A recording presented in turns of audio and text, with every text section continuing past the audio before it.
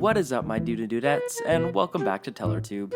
In today's video, we're going to be looking at the subreddit r/EntitledParents. If you're new to my channel, be sure to subscribe so you can stay up to date with my latest videos.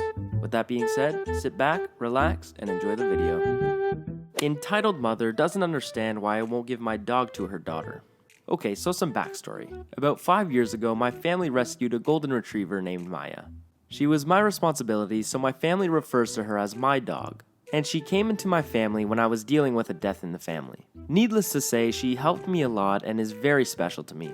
I moved to university and I came back during the summer. Neighbors next door are a family of 3, mom and dad, who are always at work, and a 6-year-old daughter. This summer, the mom asked me if I could babysit her daughter while she was at work, and she paid me in exchange. The daughter, calling her Kay, grew very attached to Maya, who loves most kids, and they played together almost constantly whenever she came over. After summer ended, Mom came to pick up Kay one last time, and Kay bursted into tears and started hugging Maya, saying she didn't want to leave her. I calmly explained that Maya was my dog and I was like her mummy, so she would be sad if she had to leave her mom. Kay calmed down and understood after the conversation, but Mom was not having it, and she started to cause a scene. Uh-oh. Entitled mom. Really? Can't you see she loves that dog? She promises to take care of it. Kay sees how upset her mom is, so she goes back to crying and grabbing Maya. Me. I'm sure she does, but she is still my dog. That's not really fair. You're not even here most of the time. Doesn't the dog deserve an owner who will spend all their time with her? Doesn't change the fact that she's my dog. My family is still here to take care of her, and they love her very much. I'm not going to give you my dog. Well, it's not really giving her away, is it? How much have I paid you? That definitely covers the cost of buying the dog. At this point, I really wanted to scream in her face. She paid me to watch her kid, not to buy my frickin' dog. I didn't want to blow up in front of Kay because she's a sweet girl who probably only continued to cry because her mom escalated the situation and confused her. So I separated Maya from Kay and told her, the dog, to go inside. I told the mom to leave me and my dog alone and to find a new babysitter next summer. And later on, she texted my mom saying I was a foul-mouthed girl. I never cussed in front of her 6-year-old child, who ruined the life of a 6-year-old girl. Actually, Karen, you're right. On second thought, here's my dog. Entitled mother tries to adopt my dog. Okay, so here's the setup. My wife is a county humane officer. So if you abuse your animal, she is the one who knocks on your door. In extreme cases, she has to seize an abused animal or the owner surrenders it to her. Then her organization rehabs the animal to health and finds her a new loving family. Our town was having a family fun event in our local park.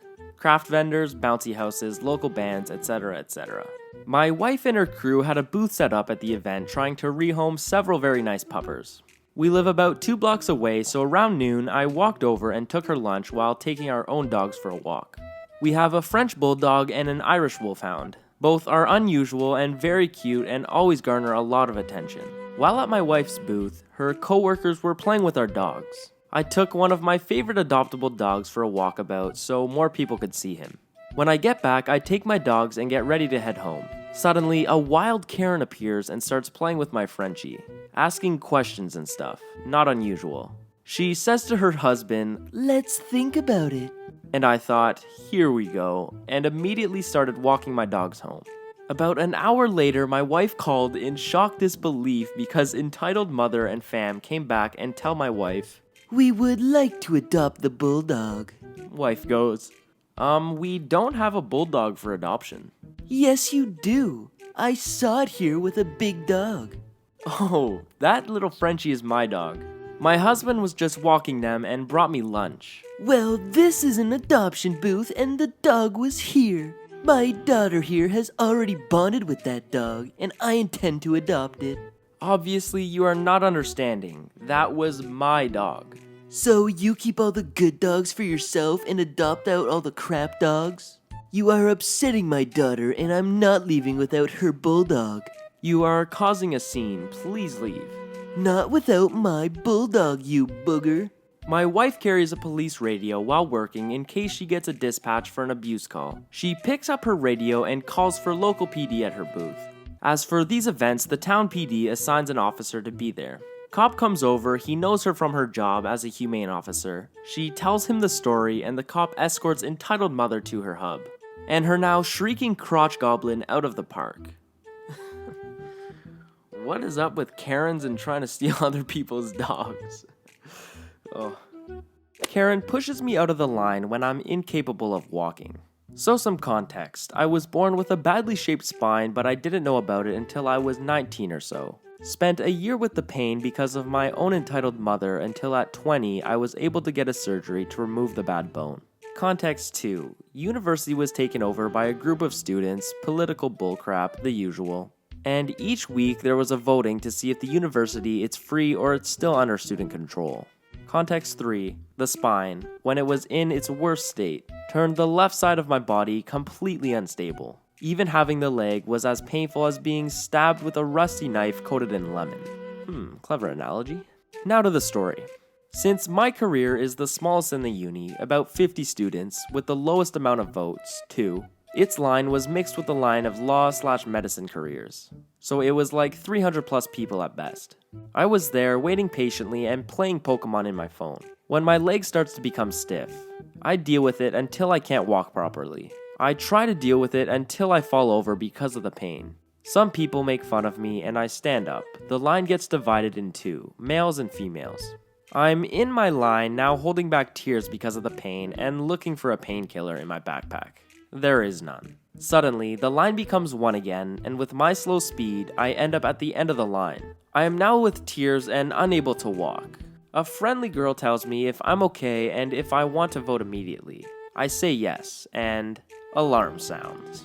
Karen enters the battle. There comes this woman with a 3-year-old goblin screaming as to why I, an evil male student of the devilish and anti-woman career of computer science, gets a fast pass, while she, a poor single mother, doesn't.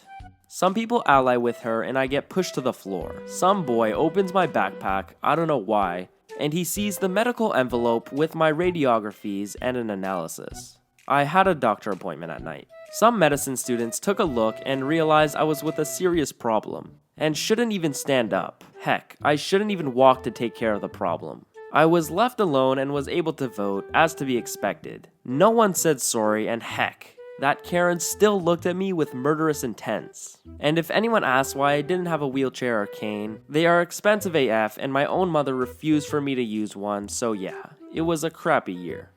Entitled mother demands I hand over my keys for her baby. What?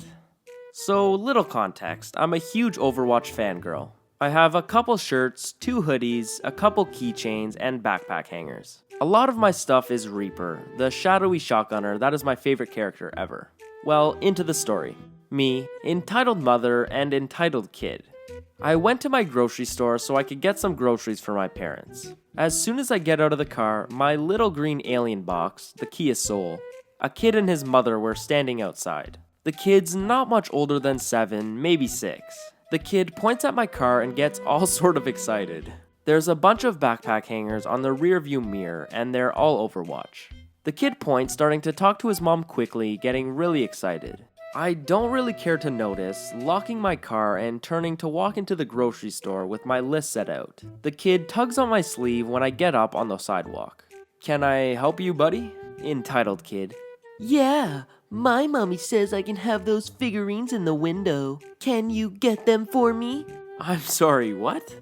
Entitled mother. You heard him. Open your car and get those figurines. No, I paid for those, and the one at the top a friend gave me. Well, get them out. My kid really likes them and he deserves them. No, I have groceries to get, excuse me.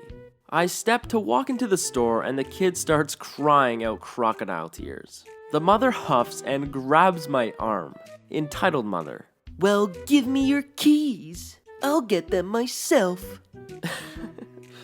If you touch my car, I will call the cops. Let me go. She lets go, huffing and taking her kid. She walked away to her SUV, thankfully, and sped off. Peacefully shopped, thank God. Oh dear. Yeah, you see all those toys you have? Well, I know you bought them, but my son deserves them. Anyways, I hope you guys enjoyed today's video. If you did, smash that like button as it would really help me out. Subscribe to my channel so you can stay up to date with my latest videos. And I'll see you guys in the next video. Peace.